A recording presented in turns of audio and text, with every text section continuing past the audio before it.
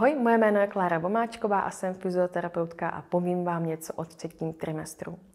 Třetí trimestr už může být náročnější, protože se vaše tělesná hmotnost zvětšuje každým týdnem více a více. S tím souvisí změna těžiště těla, to znamená, že se více prohýbáte v zádech, bříško se více klene dopředu, ale je to přirozené, s tím nic moc neuděláme, ale je vhodné naučit se správně stát, správně chodit a podobně.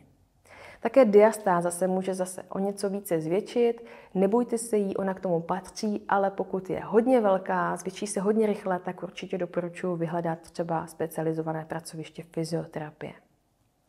Můžete vnímat také opravdu častější pocit namočení na toaletu, je to z důvodu toho, že bříško je opravdu velké, děloha je větší a tlačí vlastně směrem dolů. Tím, že se děloha zvětšuje i směrem nahoru, vytahuje se bránice, zvětšuje se obvod hrudníku, ale my máme pocit nedostatku dechu. Je to zase přirozená věc, ale je fajn navnímat si hrudník a umět pracovat se svým tělem, aby se vám dýchalo lépe.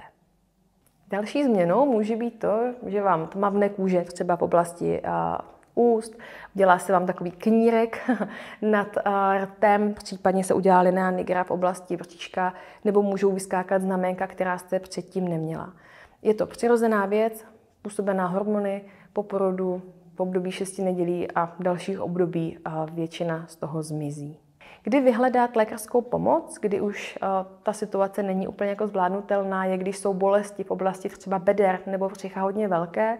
Často se také stává v třetím trimestru, jak pánev více se rozvolňuje, tak bolest v oblasti esí skloubení nebo symfízy vepředu a zde záleží na tom, jestli dokážete třeba ještě normálně chodit, pokud ne, zase doporučuji návštěvu fyzioterapie nebo lékaře, pokud je to nutné. K vázání můžeme použít rebozo, buď bavlněné nebo lněné. Tohle je bavlněné rebozo. Lněné je trošku tužší a je v délce zhruba 3,5 metru. Pokud rebozo nemám nebo nechci pořizovat, můžu použít bavlněný šátek, zhruba v délce 3,5 až 4 metry, tak, aby nebyl pružný. Cílem je, aby to nepružilo. Takže úplně vázací pružný šátek nelze použít, ale pevný v dostatečné délce ano. My si teda ukážeme s rebozem, jak udělat takovou úlevu na bříšku. Najdu si střed toho reboza a tady takhle tě obejmu. Najdu si vršek bříška a tak si ho tady nakrabatím. Je to rozdíl trošku oproti klasickému šátku, kdy jdu prostě takhle jako celé bříško tam vezmu. Tak, dobrý. Teď potřebuji udělat, když se otočíš jenom zády. Tak, tady uděláme. Musíme ani dělat zatím úplně uzlík. Uzlík uděláme zepředu, překřížím a utáhnu. Případně si můžu pomoct dotáhnout nohou. Vypadá to zajímavě, ale můžu. Se otočí zase čelem. Tak, utáhnu, udělám uzlík tady dole.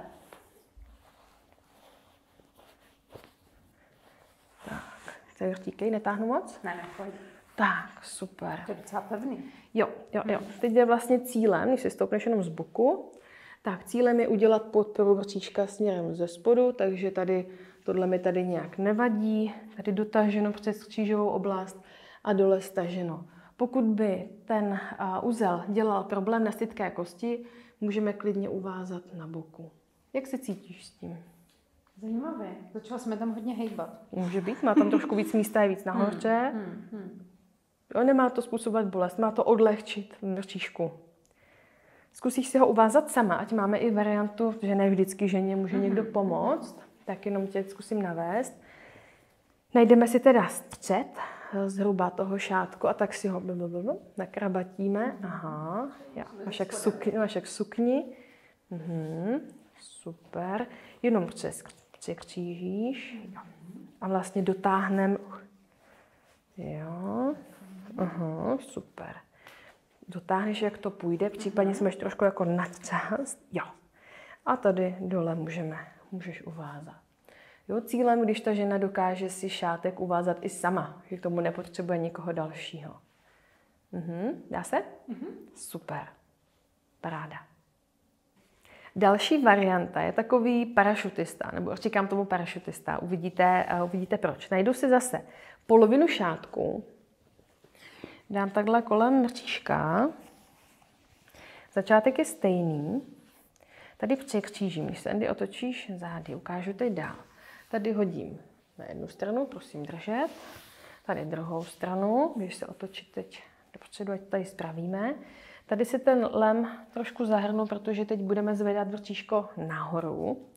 Tak, když se zkusíš, tak trošku pozvihnout. Jo, super. Tady si to takhle vezmu, si zase otočíš. Tady je potřeba, aby byl ten šátek dostatečně dlouhý. A udělám tady uzlíček, jenom takový obyčejný. Čup. Tak. A měla si můžete všimnout, že to Andy trošku srovnalo, ale co je důležitější, je to, že toto bříško jemně vyveze. To myslím, že jde cítit, že jo. Ono to jde, když je už pokročilejší těhotenství, tak to jde i vidět. Tohle se hodí třeba u toho, když je velký tlak na pupík, nebo se tady víc rozjíždí diastáza v té horní části, nebo celkově je tam velký tah, tak zrovna tento úvaz zase žena dokáže uvázat sama. Jak se to takhle nadhodí to bříško, uvázání za těmi zády možná bude trošku komplikované, tak je fajn mít v záloze partnera, který vám pomůže. Ale jinak je to takový velmi elegantní způsob, jak odlehčit tomu miminku a hlavně břichu, samozřejmě v tom závěru těhotenství.